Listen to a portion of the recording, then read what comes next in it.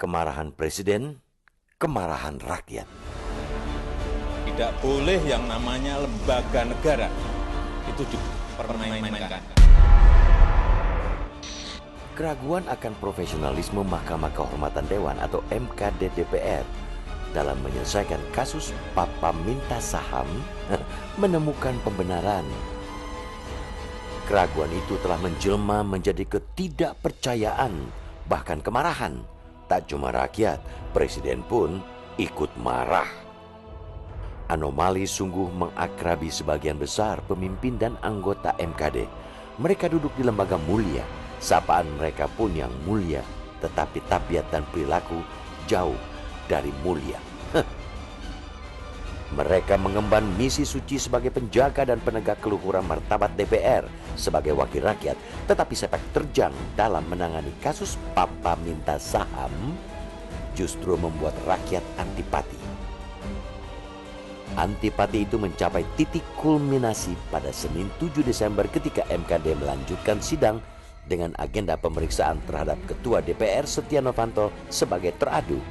Disitulah rakyat marah karena MKD malah kompromistis dan memenuhi semua kemauan Novanto. Mereka oke-oke saja ketika Novanto meminta sidang ditunda dari pagi menjadi siang hari. Mereka oke-oke saja ketika Novanto menghendaki sidang dilakukan tertutup. Beda ketimbang dua sidang sebelumnya tatkala Menteri ISDM Sudirman Said dimintai keterangan sebagai pengadu dan Presidir PT Freeport Indonesia Ma'ruf Samsudin sebagai saksi. Lebih dari itu, sidang terhadap Novanto tak lebih dari ajang bagi yang bersangkutan menyampaikan eksepsi. Bukannya mencecar habis-habisan untuk menggali klarifikasi terkait dengan rekaman Papa minta saham, MKD malah memberikan panggung seluas-luasnya bagi Novanto untuk membela diri.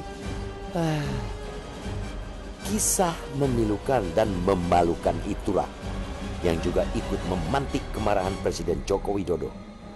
Kemarahan yang terpendam setelah ia membaca transkrip rekaman yang isinya mencatut namanya dan Wapres Yusuf Kala terkait dengan pembagian saham PT Freeport itu pun meletup. Jokowi, jelas Kepala Staf Kepresidenan Teten Mas Duki, sebenarnya ingin menunggu dan menghormati proses yang berjalan di MKD. Tetapi ketika sidang yang menghadirkan Setia Novanto justru digelar secara tertutup, beliau marah, ucap Teten. Seorang presiden wajib mengelola emosi sebaik mungkin. Ia tak boleh gampang marah, tapi harus marah ketika ada yang mempermainkan negara atau lembaga negara. Artinya, meski Jokowi tak peduli ketika diolok-olok, disebut presiden gila, presiden saraf, presiden kopeh, kali ini ia pantas marah lantaran Setia Novanto dan pengusaha minyak Riza Khalid telah mengusik wibawa kepresidenan.